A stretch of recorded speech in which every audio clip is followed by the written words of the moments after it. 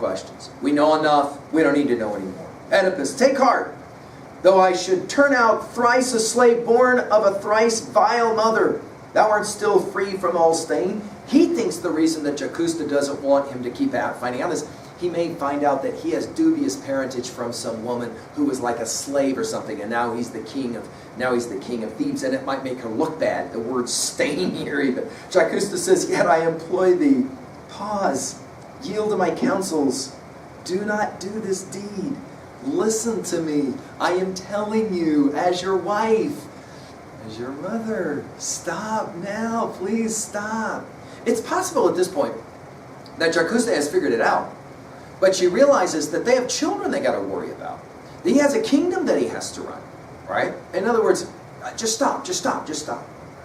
Oedipus says, I may not yield and fail to search it out. No way.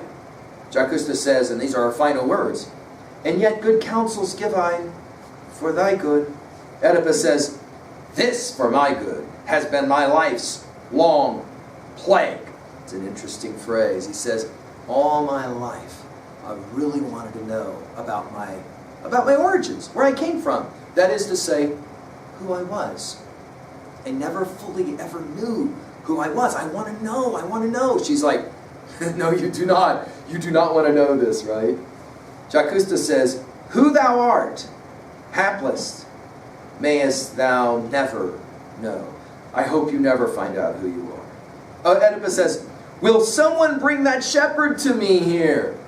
Leave her to glory in her high descent. In other words, she's worried that I came from some slave woman. Forget about her. The ironies are just so dark here, right? Jacusta's final words, she says it over and over again. Whoa, whoa. These will be the same words that Oedipus will say here in a few moments when he finally, ill-fated one, my last word this only and no more, forevermore, ill-fated. She looks at her boy, she looks at her husband, and she says, you're ill-fated. Of course, she's also ill-fated. The chorus will ask, why has thy queen, O Oedipus, gone forth in her wild sorrow rushing? Much I fear lest from such silence evil deeds burst out. The chorus speaks for the audience and says, queen left kind of upset. We're a little bit worried. Oedipus says, burst out what will. I seek to know my birth, low though it be. He has no idea still. And of course, we ask, how can he not know? But of course, then we turn to the human condition and say, after the fact, how could I have not seen it? How could I not know? Right? Happens all the time, doesn't it? The thing we think we know, we don't know. He says, low though it be, and she perhaps is shamed, for like a woman she is proud of heart, at thoughts of my low birth. But I, who count myself the child of fortune, fear no shame. My mother she, and she has prospered me. Note the irony, he says, my mother was fortune. She's given, look at me. Look how amazing I look. Look, I'm king of Thebes. Look, I answered the riddle of the Sphinx. I'm an amazing guy. How could anything bad happen to me? Give me a break. The ironies, again, just continue to compound. And so, the months that span my life have made me, both high and low. And whatsoever I be, such as I am, and needs must on to fathom all the secret of my birth. Now, this is the source of that catharsis that Aristotle wants to talk about. Because in the moment that you watch Oedipus say this, I am what I am. I'm proud of what I am. I'm not worried about my past. If some slave woman gave birth to me, whatever I am, I will live with it. Yeah, we like to think that we know who we are, this play suggests. And then we discover things about ourselves that we're not so pleased. The chorus will begin to say in a few lines, yeah, we're a little bit worried about this whole notion of where you came from and all of that. Oedipus then will have a conversation between two people on stage. There will be a shepherd and there will be a messenger. And of course, the story is now going to be a simple one, right?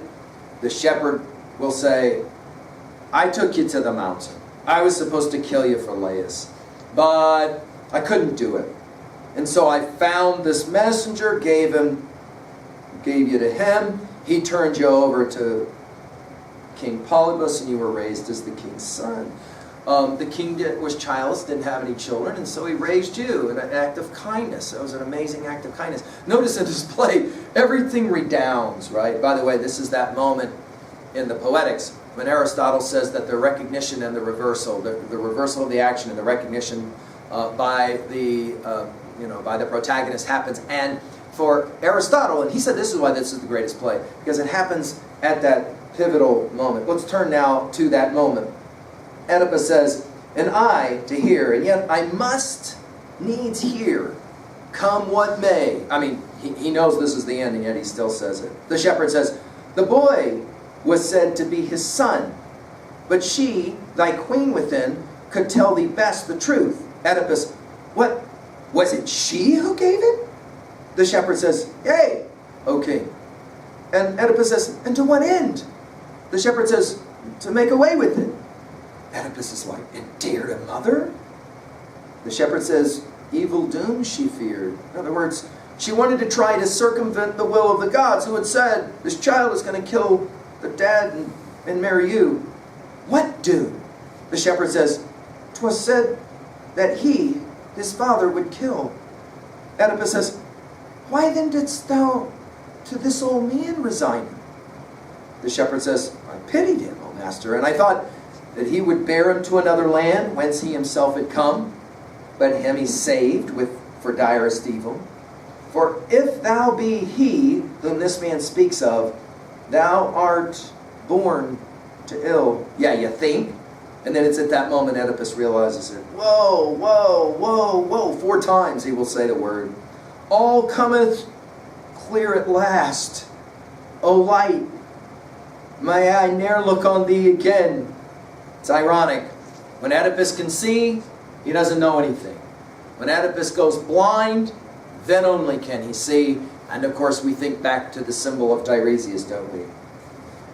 "O light, may ne'er I look on thee again, who now am seen, owing my birth to those to whom I ought not, and with whom I ought not, in wedlock living, whom I ought not, slain." The chorus will then sing its final song, and the end of the play, "Ill-fated Oedipus," it will say, right? "Could that incestuous bed receive thee and be dumb?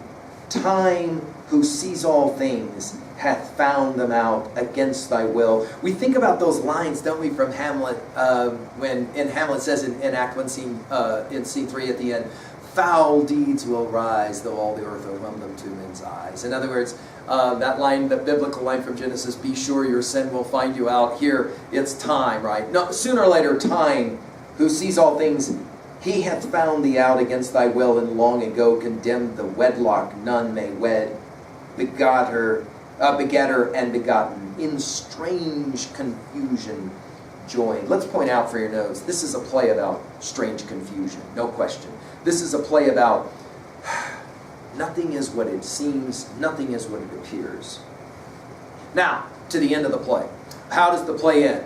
A series of events that happen. First of all, we don't see much of this. We are told it by a second messenger who will come on stage and say, Jacusta ran off to her bedroom and she hung herself. Either by a rope or by her hair. It's not quite clear. But she hung herself.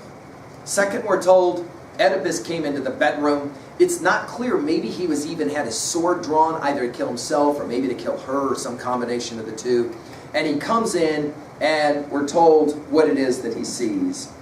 And there, when he saw his wife and hung herself by twisted cord suspended, when her form he saw, poor wretch, with one wild, fearful cry, the twisted rope he loosens, and she fell, ill-starred one, on the ground. Then came a sight most fearful. Tearing from her robe the clasps, all chased with gold, with which she decked herself, the pendants of jewelry.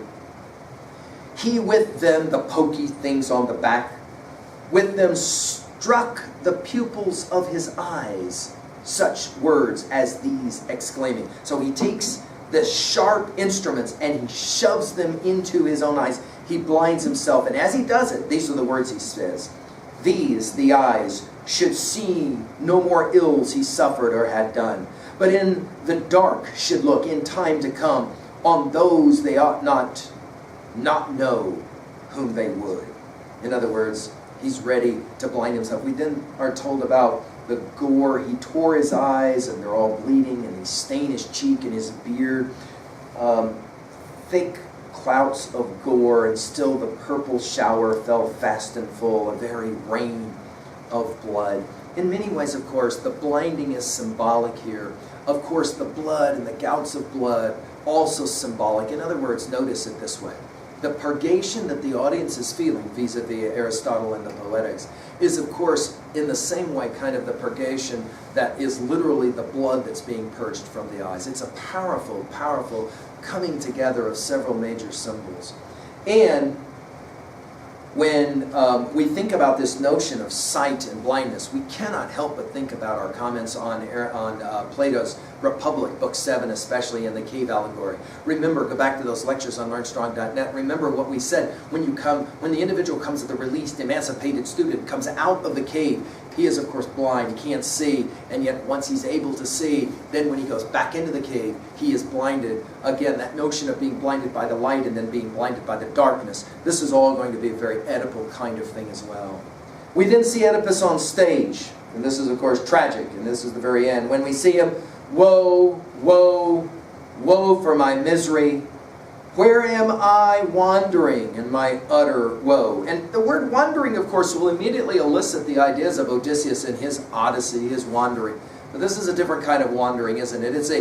It's a spiritual wandering of a kind, and now he comes to the end and he's destroyed. Where floats my voice in air, dread power, where leadest thou? It's as if he is now unable to even be coherent, right? I mean, the weight of what, not just what he's done, but of his whole life, everything. The woman he loved, it was his mom. She's now dead. What about his children, right? All of that on stage. He then begins to review his life. He says, Apollo, oh my friends, the god Apollo, who worketh all my woes. He blames it on Apollo, right? Because they work. Yes, all my woes. No human hand but mine has done this deed. He takes personal responsibility. This is huge. Sophocles is not going to allow Oedipus to blame the gods. Not at all. The gods can have the knowledge of the future, but that does not hold them in some way culpable, right? This is that same debate that we had, for example, when we were talking about Milton in our Paradise Lost lectures, right? Does God know that they will eat from the forbidden fruit? And if God knows, then doesn't that make God culpable? Milton says, absolutely not. There's a choice. Notice Oedipus here. All of this was my own deed. What need for me to see when nothing's left that's sweet to look upon? He says, that's why I blinded myself. And then he says it. Lead me away, the foul, polluted one of all men, most accursed, most hateful to the gods. Taking us back to that stuff we said about scapegoating, and he realizes I am the one responsible for the plague on Thebes. Yea, he says, if there be an evil worse than all, it falls on Oedipus. Now, if the theodicy question, as we've referenced it many times in our Harvard Classics lectures, the theodicy question, the existence of evil in the universe. If there is a single play which wants to treat the theodicy question, it's certainly this play. And Oedipus as a symbol of suffering, no question.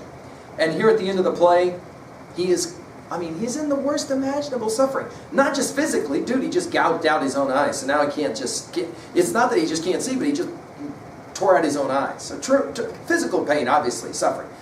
But that is in no way, right, the comparison to the spiritual, the emotional, the psychological pain, suffering that he is engaged with. And then he says it, oh, Polybus and Corinth, and the home I thought was mine, how strange a growth you reared, all fair outside, I was a beautiful man, all rotten at the core. For vile I stand, descended from the vile. And then he says, ye threefold roads and thickets half concealed. My life has been a wandering, and I ended up at that crossroads, and that just jacked everything about my life. I thought it was the best day of my life, it ended up being the worst day of my life.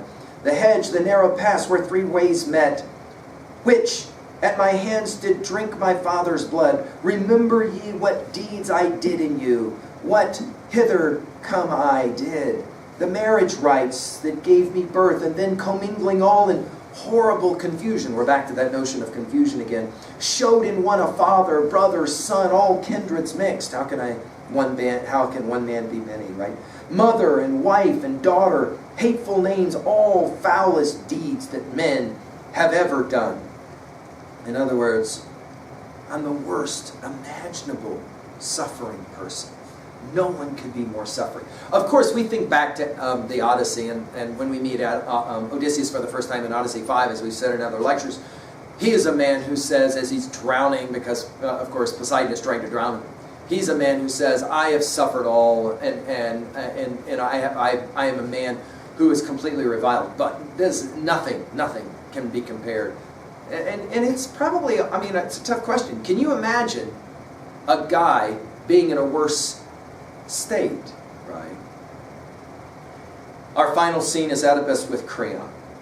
Oedipus is the broken man. He's the ruined man.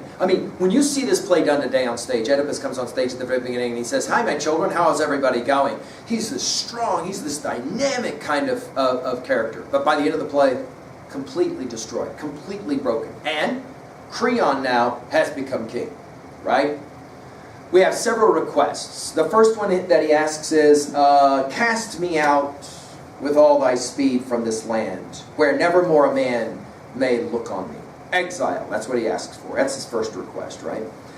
He secondly asks, he says it, the oracle was surely clear enough that I, the patricide, the pest, should die. Now it's interesting because he doesn't ask for death, he asks for exile.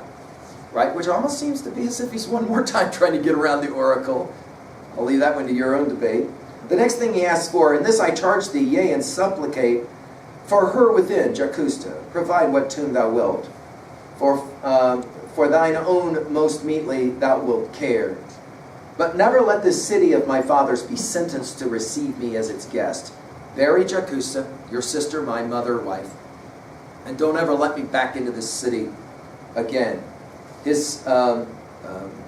By the way, this notion of burial and the proper burial of Jacusta will take us to the next play that we're going to study by Sophocles, the play Antigone, where proper burial is going to have a whole lot to do with what's going on. Ironically, the next thing that Oedipus mentions is his boys, his sons, Eteocles, Polynices. He says, "Lay no charge of them upon me. They're grown, nor need, whate'er they be, feel lack of means to live." In other words, he says, as to my two boys, they'll take care of themselves, they're grown.